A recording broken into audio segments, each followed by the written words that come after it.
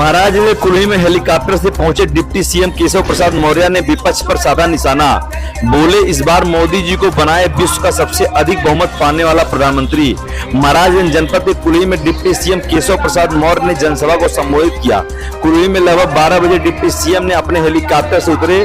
उसके बाद केंद्रीय वित्त राज्य मंत्री पंकज चौधरी सहित जनपद के विधायकों ने उनका फूल माला पहनाकर स्वागत किया। मंच पर डिप्टी सीएम ने भारी भीड़ को संबोधित करते हुए पहले उन्होंने जनता का अभिवादन किया। उन्होंने कहा कि मैं सब तक नहीं पहुंच सकता, इसलिए सभी मेरा अभिवादन स्वीकार करें। वहीं पंकज चौधरी को उन्होंने कहा कि वह खजाना मंत्री हैं, उनके पास धन की कोई कमी नहीं है, महाराज तो अब विकास ही विकास दिखेगा। कहा कि आपका वोट पाकर भाजपा सरकार खुद को जनता ही कर्जदार मानती है और यह कर्ज वह क्षेत्र कर विकास के लिए चुकाती है। उन्होंने कहा कि मोदी सरकार के 9 साल पूरे हो गए हैं, चौओर विकास का नजारा दिख रहा है। इस बार 2024 में मोदी जी को आज तक सबसे बड़ा बहुमत दिलाकर जीत दिलानी है। उन्होंने कहा कि इस बार जब तक ईवीएम खुलेगा तो हर जगह कमल का फूल ही फूल दिखेगा। उन्होंने कहा कि भाजपा हर वर्ग का विकास किया है।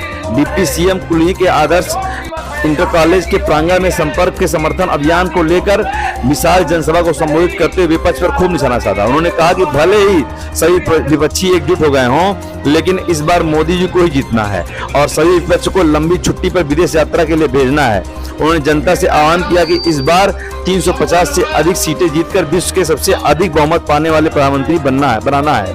इस दौरान नौतनवा विधायक त्रिपाठी, पनेरा विधायक ज्ञानेंद्र सिंह, सदर विधायक जयमंगल कन्नौजिया, सिसवा विधायक प्रेम सागर पटेल, धर्मेंद्र सिंह, पूर्व विधायक बिरंगी सिंह, नौतनवा ब्लॉक प्रमुख राकेश मदेशिया सहित अन्य मौजूद रहे।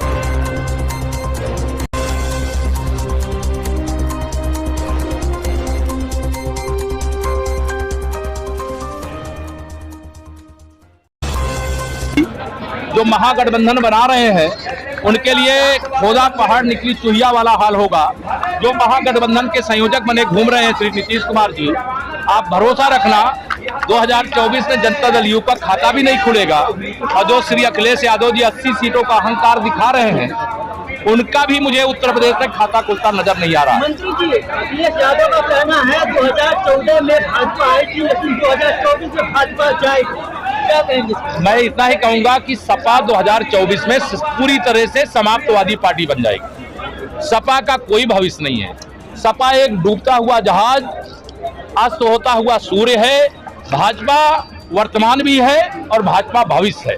माननीय नरेंद्र मोदी जी के नेतृत्व में यूपी ही नहीं पूरे हिंदुस्तान में एक ही सबका लक्ष्य है कि 2024 के लोकसभा चुनाव में कमल की बटन दबाएंगे और कमल की तरह हिंदुस्तान को और गरीबों से लेकर के किसानों तक, मजदूरों से लेकर के नौजवानों तक, माताओं बहनों से लेकर के बुजुर्गों तक एक नया परिवर्तन लाएंगे। अंतर्राष्ट्रीय योग दिवस के अवसर पर प्रधानमंत्री ने योग किया है, किस तरह का संदेश जाएगा? ये तो विश्व योग दिवस मनवाने का काम संयुक्त राष्ट्र संघ के मंच से आदरणीय प्रधानमंत्री जी के एक आह्वान पर शुरू हुआ था। आज 21 जून है। महाराजगंज में इतनी विशाल जनसभा इतनी गर्मी के बीच में भी है, तो यह भारत की प्रतिष्ठा लगातार जो बढ़ रही है उसका संदेश है, उसका परिणाम। महागठबंधन एक हो रहा है 2024 के लोकसभा। मैंने कहा ना, नेता एक हो सकते हैं, पार्टियां एक हो सकती हैं, लेकिन जनता मोदी जी के दिलों में बैठती है और मोदी जी जनता के दिलों में बैठते हैं। इसे जब ईवीएम मशीन खुलेगी तो कमल ही कमल दिखाई देगा। ये कई दिन के लिए विदेश यात्रा पे जाएंगे। भारत सरकार के जो खजाना मंत्री हैं, इस देश के खजाने की चाबी महाराज के पास हो तो बताइए उत्तर प्रदेश में पैसे की कोई कमी पड़ेगी क्या?